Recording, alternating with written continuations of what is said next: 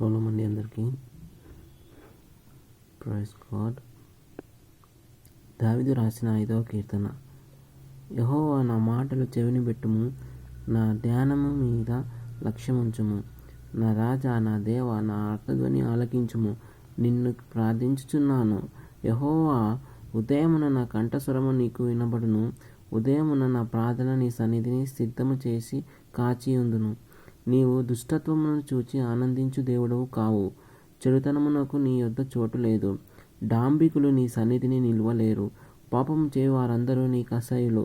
అబద్ధము ఆడు వారిని నీవు నశింపజేయుదువు. కపటము చూపి నరహత్య జరిగించువారు యెహోవాకు అసహ్యులు. నేనైతే నీ కృపాతిశయమును బట్టి నీ మందిరంలో ప్రవేశించుదను. నీ ఎడల భయభక్తులు కలిగి నీ పరిశుద్ధాలయము దిక్కు చూచి నమస్కరించుదను. యెహోవా, నా కొరకు పొంచి ఉన్న వారిని బట్టి నీ నిత్యానుసారముగా నన్ను నడిపింపుము. నీ మార్గమును నాకు స్పష్టంగా కనుపరచుము. వారి నోట యథార్థత లేదు. వారి అంతరంగము నాశనకరమైన గుంట. వారి కంఠము తెరచిన సమాధి. వారు నాలుకతో ఇచ్చకములాడుదురు. దేవా, వారు నీ మీద తిరుగబడి ఉన్నారు. వారిని అపరాధులనుగా తీర్చుము. వారు తమ ఆలోచనలను చిక్కుబడి కూలుదురుగాక. వారు చేసిన అనేక దోషములను బట్టి వారిని వెలివేయుము. నిన్ను ఆశ్రయించు వారందరూ సంతోషించుదురు. నీవే వారిని కాపాడుదువు గనుక వారు నిత్యము ఆనందధ్వని చేయుదురు. యెహోవా, నీతిమంతులను ఆశీర్వదించువాడవు నీవే. కేడెముతో కప్పినట్లు నీవు వారిని దయతో కప్పెదవు. కావున నీ నామమును ప్రేమించువారు నిన్ను గూర్చి ఉల్లసింతురు. ఈ వాక్యము దేవుడు తంతి వాయిద్యములతో పాడదగిన కీర్తన. దావీదు పిల్లన గ్రోవుతో పాడదగిన కీర్తన. ఫ్లూట్తో వాయించుకుంటూ దేవుణ్ణి ఆరాధిస్తున్న కీర్తన. ఈ కీర్తనలో మనం చూసినట్లయితే దేవుడి ఆధారం చేసుకుంటున్నాడు. దేవుడిని దారి చూపించమని అడుగుతున్నాడు. ఇక్కడ తండ్రి అయిన దేవుడిని, కుమారుడైన యేసుక్రీస్తుని, పరిశుద్ధాత్మ, ఈ ముగ్గురిని కూడా మనం ఈ అధ్యాయంలో చూడగలుగుతాం. చూడండి, మొదటి 2 వచనాలలో దావీదు భక్తుడు ప్రార్థిస్తున్నాడు.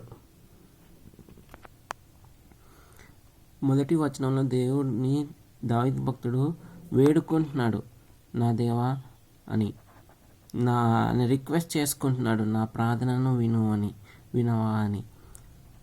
అలాగే 2వ వచనంలో తన చిత్తానుసారంగా ప్రార్థిస్తున్నాడు. నీ చిత్తమే జరగాలి యేసయ్యా.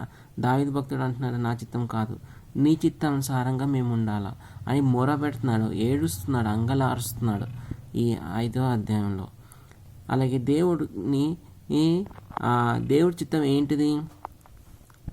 దేవుడు చిత్తం ఏంటంటే ఉదయకాలాన్ని లేచి ప్రార్థించడం దేవుని యొక్క చిత్తం.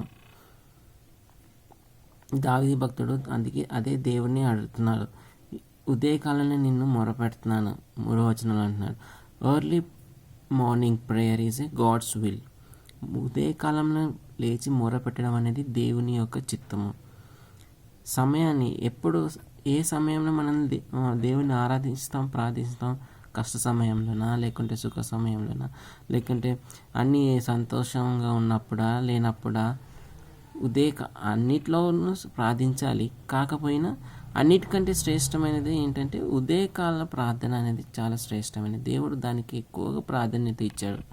అందుకే దావీదు భక్తుడు ఉదయకాలనే లేచి ఆయన చిత్తానుసారంగా, ఆయన చిత్తం, దేవుడి యొక్క చిత్తం ఏంటిది? ఉదయకాలంలో లేచి ప్రార్థించడం దేవుడి యొక్క చిత్తం. అదే దావీదు భక్తుడు కనుక్కున్నది. అలా ఉదయకాలంలో లేచి ప్రార్థించినప్పుడు మనం ఉన్న స్థితిని బట్టి ఏదైనా సరే, అది మనం ఉన్న స్థలంలో అయినా సరే, ఏదైనా సరే, అది దేవుడికి నచ్చనినట్లయితే వాటి నుంచి మనల్ని తప్పిస్తాడు దేవుడు. మనం ఉన్న పరిస్థితులను బట్టి ఈవిల్ ప్లేస్లో ఉన్నట్టే అక్కడ ఉండకున్నట్లు మనల్ని తప్పిస్తాడు. దేవుడికి ఎవరు నచ్చారంటే 5వ వచనంలో చూసినట్లే దేవుని యొక్క స్వరూపం. దేనికి అంటే గాడ్స్ నేచర్.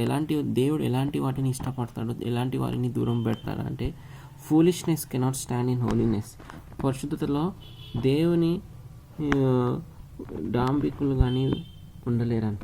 చూడండి, బుద్ధిగల కన్యకలు ఉన్నప్పుడు బుద్ధిగల కన్యకలు, బుద్ధి లేని కన్యకలు దేవుడి రాజ్యంలో చేరడానికి అర్హులు కారు.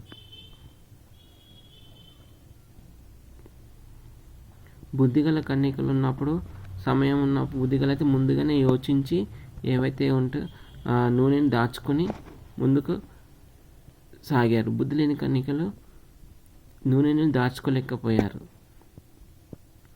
కాబట్టి ఏ సమయంలో బుద్ధి గల కన్యకలు దేవుని రాజ్యంలో చేరారు.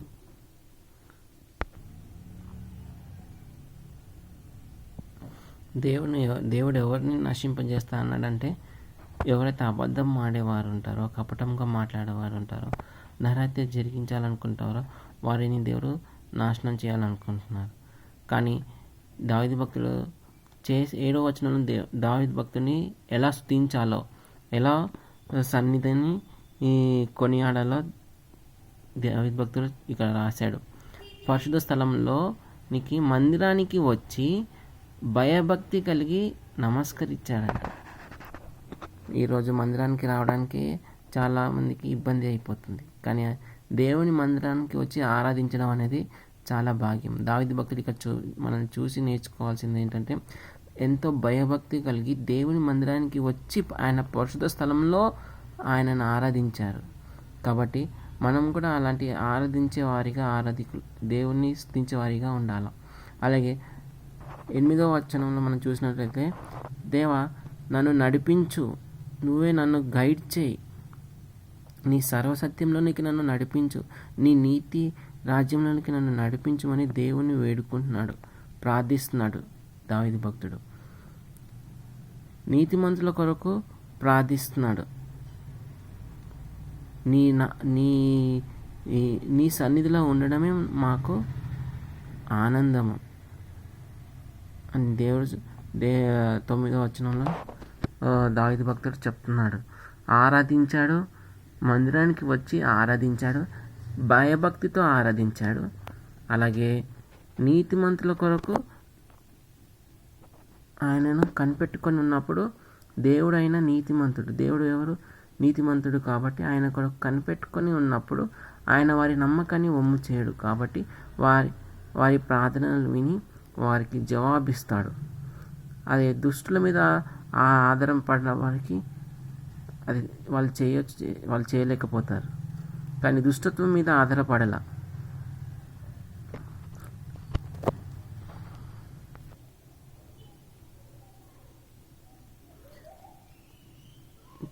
పదకొండవ వచనంలో చూసినట్లయితే, నిన్ను ఆశ్రయించు వారందరూ సంతోషించుదురు, నీవే వారిని కాపాడుదువు గనుక వారు నిత్యము ఆనందధ్వని చేయుదురు. కాబట్టి దేవుని మీద ఆధారపడుతున్న వారికి ఎప్పుడు ఆనందధ్వని ఉంటుందన్నమాట. యెహోవా నీతిమంతులను ఆశీర్వదించువాడవు నీవే, కేడెముతో కప్పినట్లు నీవు వారిని దయతో కప్పెదవు. కావున నీ నామమును ప్రేమించువారు నిన్ను గూర్చి ఉల్లాసింతురు. మనల్ని నీతిమంతులను దేవుడు తప్పక ఆశీర్వదించువాడు. ఆయన మనల్ని ఒక త్రోవ గైడ్ చేస్తాడు.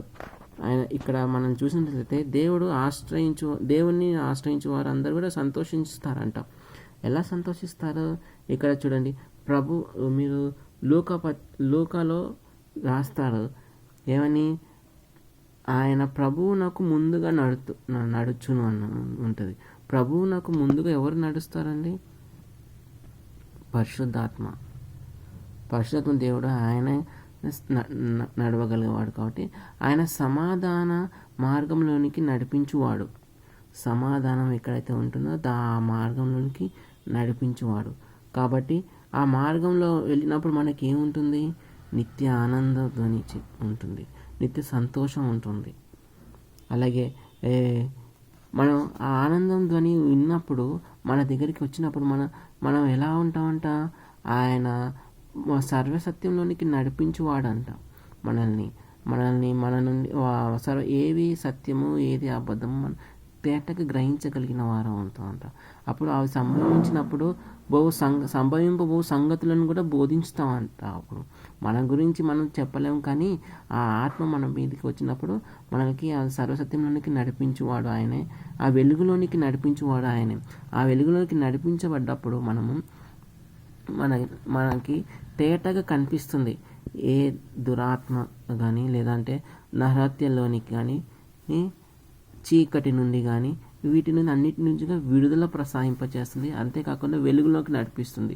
వాటిలో ఉండకుండా ప్రతి మనిషిని బయటికి లాగి సర్వసత్యంలోనికి నడిపిస్తుంది. అదే యేసు క్రీస్తు రక్షణ అందరికీ ఇవ్వబడినది. మీరు 5వ అధ్యాయంలో మనం చూసినట్లయితే దేవుడు 3 ద్వారా మనతో మాట్లాడుతున్నారు. ఆయన తండ్రి ద్వారా, కుమారుడు ద్వారా, పరిశుద్ధాత్మ ద్వారా. ఈ 3 తండ్రి, కుమారుడు, పరిశుద్ధాత్మ మన పైన ఉన్నప్పుడు ఆయన గురించి గ్రహించగలిగే ఆత్మ మన పైన ఉంటుంది. ఈ వాక్యాన్ని విని మీరు బ్లెస్ అయినట్లయితే ఏమైనా టైప్ చేసి ప్రార్థించండి. మహోన్నతుడైన దేవ యేసురాజా, ఈ వాక్యాన్ని విన్న వారి అందరి హృదయంలో తండ్రి నీ సర్వసత్యంలోకి మమ్మల్ని నడిపించేవాడిలాగిన కృప చూపించి వేడుకుంటున్నాం తండ్రి. అయినా నీ సమాధానంలోకి నడిపించబడేలాగిన కృప చూపించి వేడుకుంటున్నాం. ప్రతి హృదయంలో నీ సమాధానం ఉండేలాగిన కృప చూపించి వేడుకుంటున్నాం. మహోన్నతుడైన దేవ, చీకటి నుండి వెలుగు వేరైనట్లు ప్రభా, చీకటి నుండి వెలుగులోకి నడిపించిన తండ్రి నైనా వారి అందరికీ కూడా తండ్రి అయినా నీ వెలుగులోనికి నడిపించి నీ సమాధానంలోకి నడిపించమని వేడుకుంటున్నాం. కృపా సత్య సంపూర్ణమైన ఇవాళ ప్రతి పనులకు తోడుగుండి నడిపించమని వేడుకుంటూ నజరేయుడైన యేసు దివ్య నామములో అడిగి వేడుకుంటున్నాం మా తండ్రి. ఆమేన్.